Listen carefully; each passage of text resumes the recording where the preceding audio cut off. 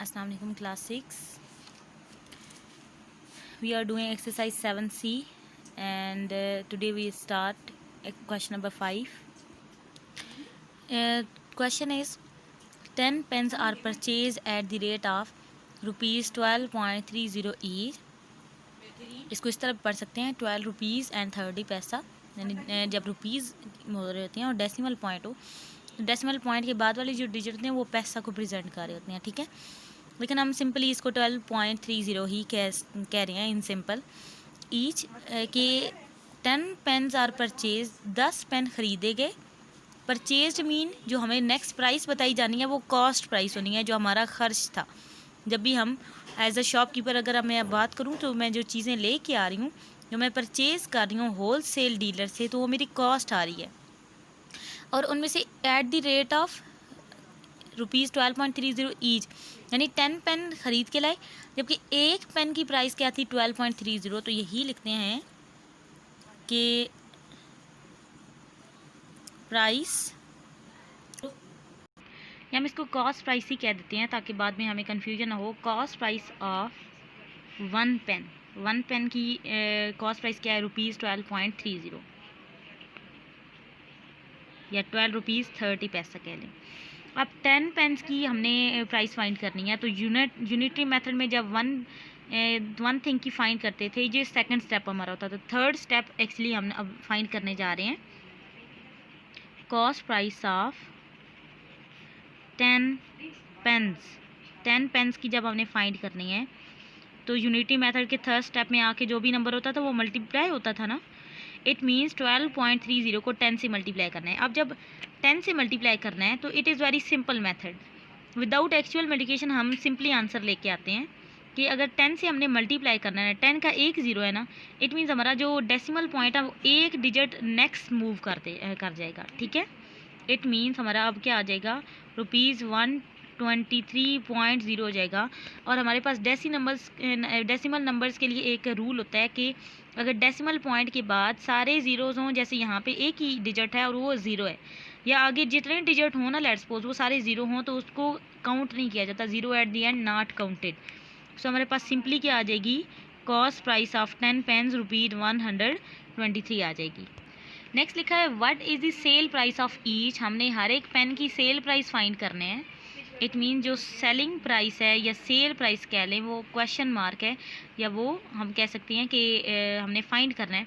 अच्छा, यहाँ पे जो कॉस्ट प्राइस है उसको हम CP सिंपल कह सकते हैं हम फार्मूला में, क्योंकि CP हम यूज़ करेंगे कॉस्ट प्राइस के लिए, SP सेल प्राइस के लिए, सेलिंग प्राइस के लिए।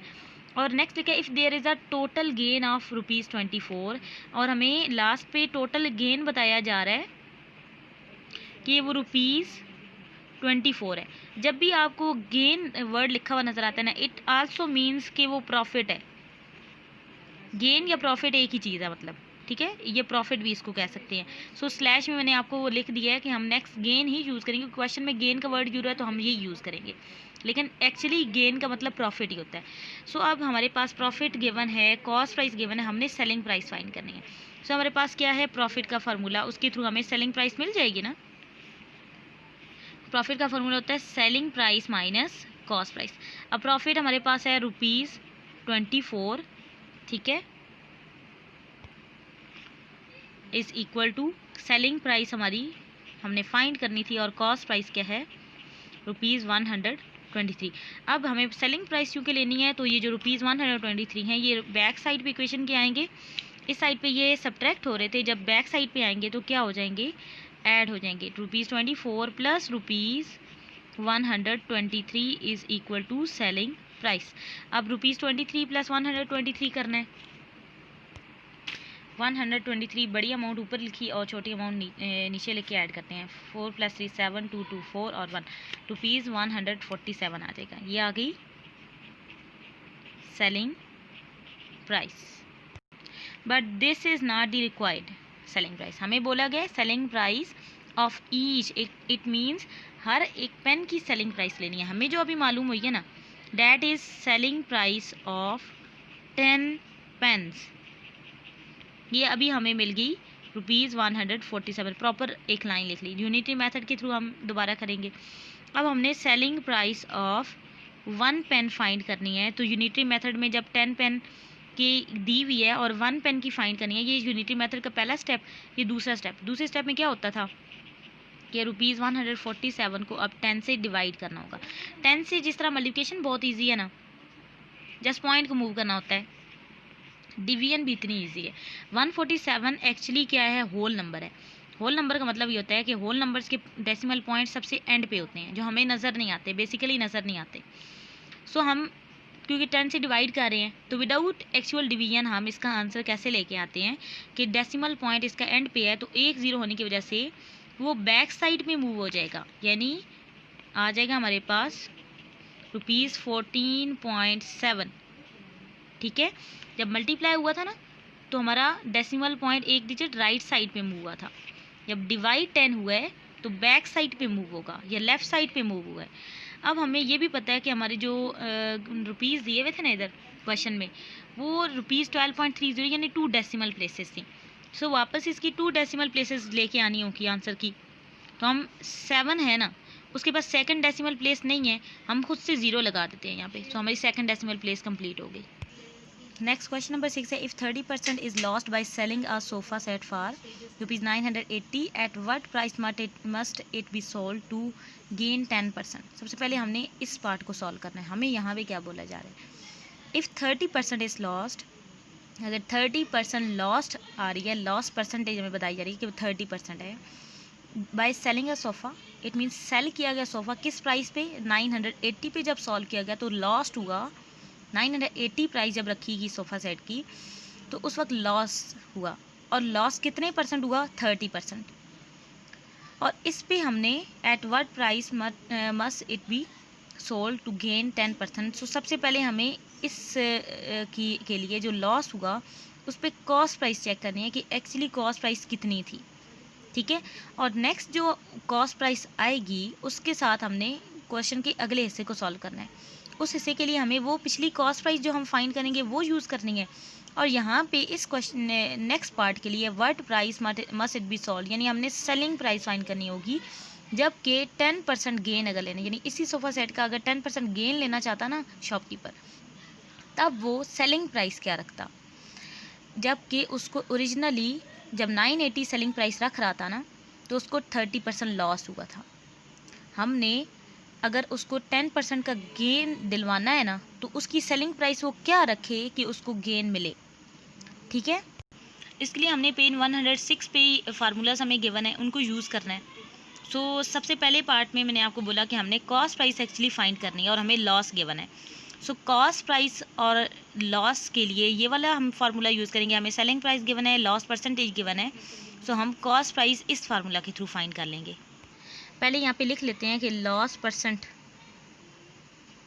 हमें दिया हुआ है 30%, और हमें सेलिंग प्राइस गिवन है ₹980, और कॉस्ट प्राइस हमने फाइंड करनी है। कॉस्ट प्राइस का भी फार्मूला मैंने आपको बताया कि वो है selling price divide 100% minus loss percent. अब सेलिंग प्राइस 980 है, 100% माइनस लॉस परसेंटेज क्या दी हुई है, 30%, वो पुट की 980 और 100 माइनस 30 क्या, 70 रह गया, 70%। और ये परसेंटेज का साइन, इसको हमने सिंपल नंबर में जब लेके आना है ना, तो ये मल्टीप्लाई हो जाएगा, और ये वाला जो परसेंटेज की ये वाला लाइन है ना, वो 1 बन जाएगा, और ये जो 2 ऊपर नीचे ज़ीरोज़ होते हैं ना, वो आगे चले जाएंगे और 100 बन जाएगा। ये मैजिक हो गया। सो यहाँ पे देखें कि हमारा क्रॉस कटिंग में ये वाला ज़ीरो ये वाला ज़ीरो कट आउट हो सकता है। सो ऊपर 980 मल्टीप्लाई 10 है, 980 मल्टीप्लाई 10 किया तो मल्टीप्लिकेशन बाय 10 सिंपल नंबर से वेरी इजी होती है। अब यहाँ पे 980 है ना, और 10 का एक ज़ीरो है, तो वो ज़ीरो इस नंबर के साथ आ जाएगा, तो 9800 मल्टीप्लिकेशन का आंसर होगा। ठीक है, ये एक सिंपल मेथड होते हैं। अब हमने डिवाइड करना है 9800 को, 9800 को डिवाइड 7 करना है। 7 1 is 7, 7 4 are 28, लास्ट में 2 ज़ीरोज़ हमारे अनसॉल्व हैं, तो वो ऊपर चले जाएंगे। ठीक है, क्वेश्चन में आ जाएंगे, तो ₹1400 ये क्या आ जाएगी, कॉस्ट प्राइस। ठीक है, यानी अब सेलिंग प्राइस उसने रखी थी ना 980, तो एक्चुअली उस सोफ़ा सेट की कॉस्ट जो आ रही थी ना उसको, वो 1400 थी या 1400 थी। अब हमें ये कॉस्ट प्राइस पता चल गई है। अब इस पे हमने इसको यूज़ करते हुए हमने सेलिंग प्राइस लेनी है, जबकि हमें गेन 10% गिवन है। सो अब यहाँ पे देखें कि हमें अगर गेन परसेंट का मतलब ये होता है प्रॉफिट परसेंट, हमें प्रॉफिट परसेंट और कॉस्ट प्राइस गिवन है ना, तो हम सेलिंग प्राइस इस फार्मूला के थ्रू करेंगे, 100% plus profit percent multiply cost price. अब हमने लिखा कि जो सेकंड पार्ट था उसमें सेलिंग प्राइस फाइंड करनी थी, जबकि गेन परसेंट हमें गिवन था 10%। अब हमें सेलिंग प्राइस का फार्मूला लिखा 100% प्लस प्रॉफिट परसेंट या गेन परसेंट एक ही बात है, और बाहर से मल्टीप्लाई हो रहा है कॉस्ट प्राइस। अब 100% है, गेन परसेंट नया में क्या दिया गया है 10%, और मल्टीप्लाई कॉस्ट प्राइस है। सो कॉस्ट प्राइस अभी हमने फाइंड की 1400, ये 100 प्लस 10 110 हो गया परसेंट, मल्टीप्लाई 1400। 100% का मतलब 110% का मतलब होता है 110/100 मल्टीप्लाई 1400। यहाँ से ये ज़ीरोस हमारे कैंसिल आउट हो गए, तो सिंपल 110 मल्टीप्लाई 14 करना है।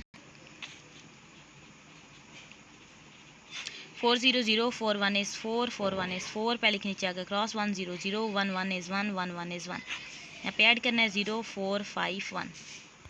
सो 110 को जब हमने 14 से मल्टीप्लाई किया तो हमारे पास ₹1540 ये हमारी सेलिंग प्राइस आ गई। कि अगर वो शॉपकीपर गेन लेना चाहता है ना 10% का, तो उसकी जो सेलिंग प्राइस फिक्स करनी चाहिए थी ना 1540 रखनी चाहिए थी, तब उसको प्रॉफिट मिलता।